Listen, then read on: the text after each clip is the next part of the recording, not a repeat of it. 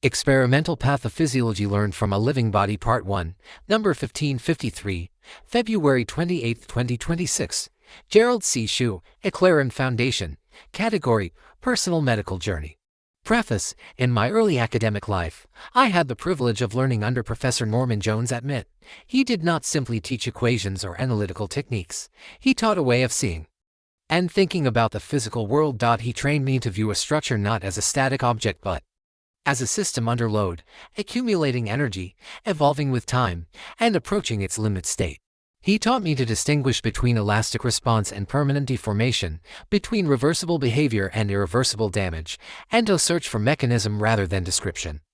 At a deeper level, he taught me to see the world through the lens of physics, where every phenomenon and every observation must conform to the fundamental laws of nature.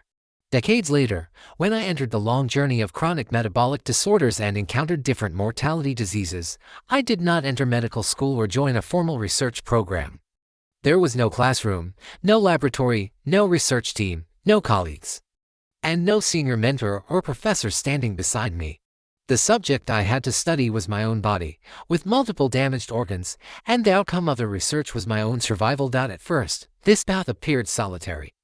As the years passed and the data accumulated, I realized that I was not walking without guidance. The analytical framework planted by Professor Jones and other professors never left me. A long-term glucose curve became load history. Vascular risk became structural safety under repeated stress. The separation of reversible metabolic dysfunction from irreversible organ damage followed the same elastic and plastic principles that I had learned in structural mechanics. Professor Jones' presence was no longer engineering in form. It had become scientific and methodological. In traditional academic medicine, mentorship often means daily supervision, joint publications, and shared institutional affiliation. My medical research journey had none of these. Instead, the mentor existed as a way of thinking, and the laboratory was a living physiological system that had to remain functional for me to survive. Disease became the examiner, data became the textbook. Survival became the research grant, living healthier and longer became the only award. This path was quiet and often lonely because the language of dynamic systems, time-dependent and path-dependent damage, and energy-based interpretation is rarely spoken in clinical environments organized around snapshots and statistical averages. For me, what was absent was not guidance but resonance, yet this absence also created freedom, without being confined to traditional disciplinary boundaries. I carried the load-energy structure methodology from engineering, topology from mathematics, and stochastic, or random process evolving in time, concepts from probability theory into medicine. Chronic disease could then be observed as a long-term failure process rather than as a collection of isolated diagnostic labels. Continuous self-measurement transformed lived experience into longitudinal functional data, revealing the transition from reversible dysfunction to irreversible structural change. In this sense, my own body became both the research instrument and the research subject. Looking back, I now understand that the mentorship I once received did not end when I left the university. It changed its form. The intellectual lineage remained intact, but its application moved from Navy battleships, aircraft, nuclear plants, beams, plates, and shells to arteries, myocardium, kidneys, brain tissue, and neural pathways. Professor Jones guided the formation of my engineering thinking. Chronic disease guided the direction of my medical research. Together, they defined the methodology of my medical research work. This is not a rejection of traditional medical training. Population-based research provides the map of common pathways, while my longitudinal self-study provides the time axis of one system. Moving along that map, one created the foundation of my scientific education in my early years, the other created the purpose of my medical research in my senior years. The framework that I inherited has now become the framework that I pass forward to patients, to some doctors, and to future readers who may also walk a path where survival and science become the same endeavor. Learning science from survival, I did not learn pathophysiology from textbooks or authority.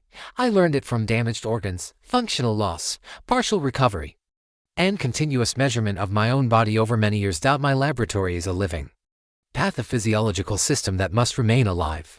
Every conclusion follows a strict rule. When a lifestyle input changes, a measurable biological output must change in a predictable direction. This is experimental science. Structural regeneration versus functional recovery.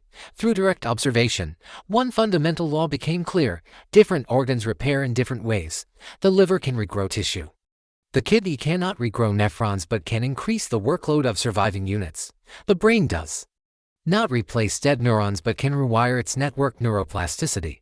The heart cannot regenerate dead muscle but can improve function through collateral circulation and load reduction. This is not theoretical knowledge. This is what long-term functional data show from my own observations and research outputs.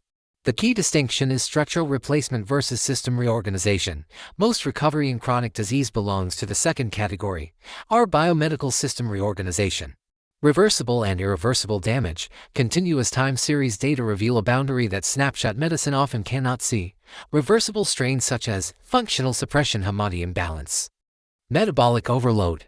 Irreversible change such as fibrosis, calcification, loss, infarct, scar on structure is permanently altered.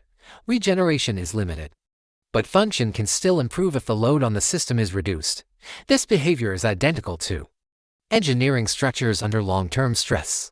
The body as a closed-loop control system. Because the controller and the biological system are the same person, the cause and effect relationship becomes directly visible rather than inferred.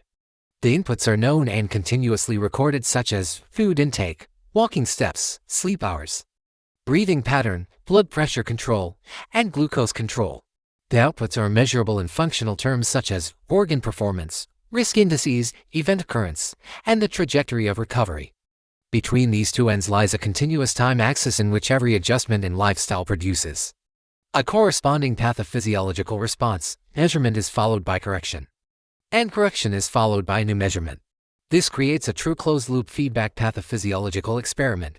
Lived experience is no longer a collection of personal impressions. It is converted into quantitative data, and quantitative data becomes the foundation for scientific interpretation. While longitudinal data changes understanding, traditional medicine is largely cross-sectional and population-based. It provides a clear description of what a disease looks like at a particular moment and defines the common pathways shared by large numbers of people. This is essential because it creates the diagnostic language, the treatment protocols, and the collective clinical experience on which modern medicine depends. However, a snapshot cannot reveal a process that evolves with time. When a single biological system is observed continuously over many years, a different dimension becomes visible. The accumulation of damage can be followed step by step. The moment when compensation begins can be identified. The approach toward a tipping point can be recognized before the event occurs. After the load is reduced, the speed and extent of functional recovery can be measured along the same time axis. Disease is no longer a static label.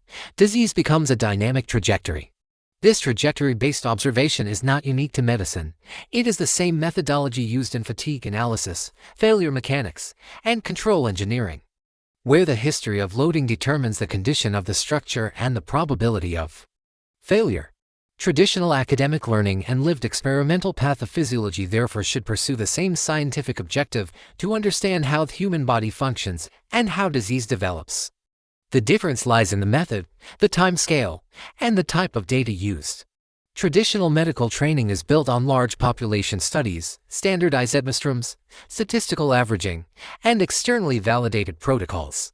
Its strength is the ability to identify common patterns across millions of individuals, to define diagnostic criteria, to establish emergency treatments, and to create a shared medical language. It is the science of breadth and consensus, and without it modern medicine could not function.